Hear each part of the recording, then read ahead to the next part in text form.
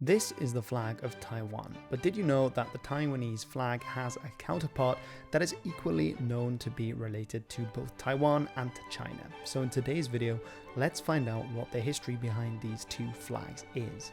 So Taiwan is officially the Republic of China, the reason being that following the Second World War, in which the nationalist government of China had briefly put aside its fighting with the communist forces in the country to fight against the Japanese, had descended into civil war against their erstwhile enemies after the end of the Second World War. This would lead to a bloody period of fighting in China that lasted 4 years until 1949, when communist forces under Mao Zedong proved victorious and the nationalists under Chiang Kai-shek retreated to the island of Taiwan. Now, already in the Second World War and before, we can see the symbol of the white sun with 12 rays being very important on insignia and uniforms.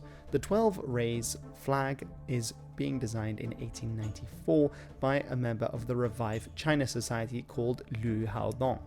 He had designed the flag with 12 rays on the sun to represent the 12 months of the year, as well as the Chinese idea of Shi Tian, which are similar to the idea of hours, 12 being an important number.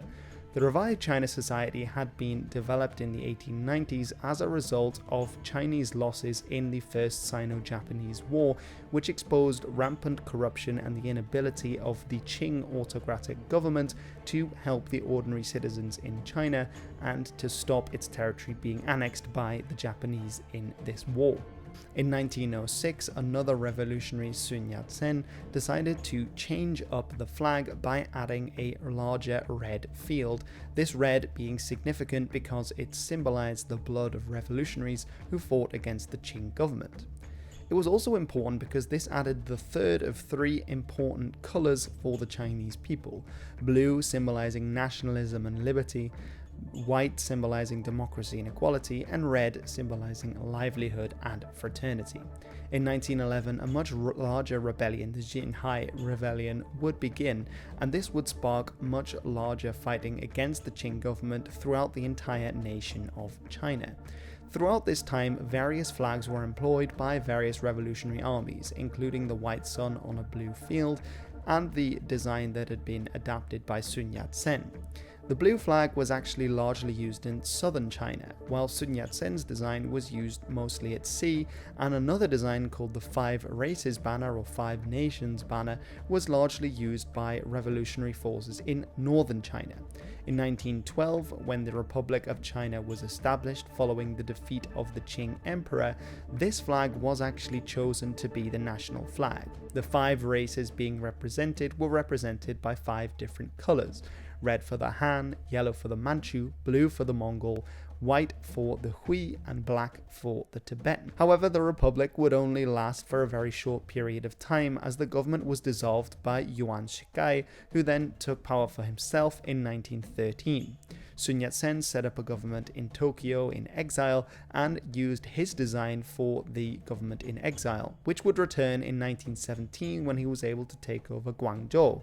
In 1928, he would have his final victory and unify China after taking the Beijing region, and then again he decided to use his own design of the white sun on a blue field with the red earth around it for the design of the national government, because he felt that the Five Nations flag was too elitist, as it put Han at the top and other races beneath it, whereas he felt that everyone should be on a level playing field in China.